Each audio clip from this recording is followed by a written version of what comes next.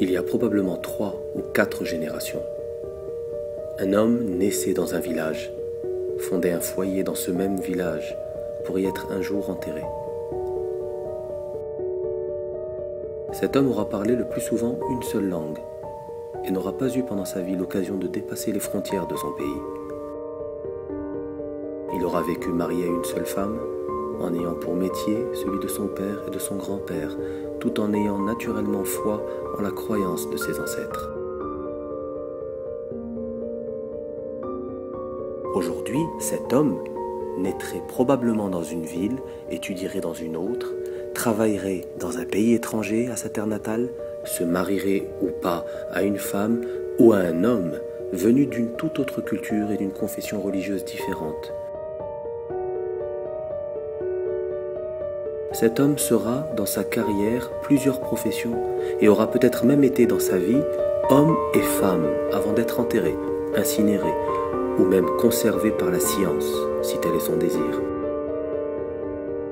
Il aura un ou plusieurs prénoms et de multiples identifiants, relevés d'identité bancaire, code de sécurité sociale, adresse mail, pseudonyme divers, numéro de téléphone, permis de conduire.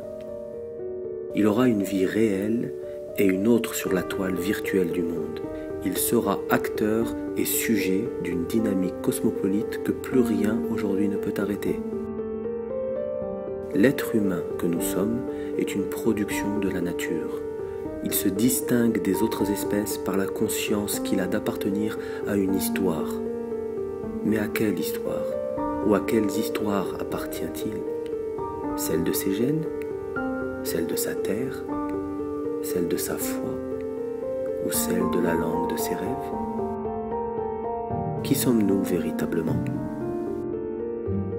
Nous nous posons la question de l'identité en ces temps où celle-ci se réveille et se revendique un peu partout. Il nous paraît étrange que des masses crient en slogan de guerriers leur appartenance, alors que la planète, en mouvement, fabrique le mélange. Selon l'académicien français, l'identité est ce qui caractérise de façon stable, permanente et fondamentale une personne ou un groupe. C'est ce qui fait son individualité et sa singularité. À notre époque, nous sommes bien forcés de constater que ce qui, hier, était constant et immuable, le temps d'une vie, est devenu de nos jours, par l'évolution des mœurs, par les progrès de la science, par la multiplication des échanges intercontinentaux, perméable à la transformation et à la diversification. L'identité est multiple et évolutive. Et la xénophobie, dans le meilleur des cas, est une affaire de politique, un jeu de pouvoir, de terre et de monnaie. Il est de vérité historique que les luttes et les conflits identitaires ont toujours servi d'intentionnée puissance. La problématique de notre documentaire prend pour base cette vérité afin de développer les questions suivantes. Que veut dire la patrie lorsque mon voisin de palier est mon ennemi, qu'il ne partage rien de mes passions, aucune de mes valeurs, qu'il hait tout ce que j'aime et glorifie ce qui me répugne? Qu'est-ce qu'aujourd'hui un compatriote lorsque mon ami est à l'autre bout du monde, que je peux le voir, lui parler et demain peut-être le humer tout en étant à 10 000 km de lui? Que veut dire l'identité culturelle lorsqu'un dessin animé japonais parle à mes tripes plus que la musique propagandiste de l'État qui gouverne la terre où j'habite? Que veut dire être de souche lorsqu'aujourd'hui le sperme d'un Sud-Australien peut contredire la stérilité d'un couple en Amérique du Nord? Que veut dire l'indépendance d'un pays lorsque la couleur de peau des dirigeants politiques, économiques et médiatiques change, mais que la qualité de vie, les libertés et l'égalité en droit des gens qui occupent l'espace restent les mêmes ou se dégradent? Comment expliquer aux enfants de demain, déjà nés aujourd'hui, un monde que dirigent quelques-uns ayant été élus par certains et donnant par la force des leçons de liberté, d'égalité et de démocratie à ce grand reste de la planète, privé même de ce droit d'élire ou pas les dirigeants du monde?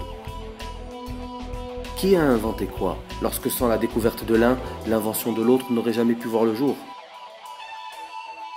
L'identité administrative de l'individu détermine ses droits et ses devoirs.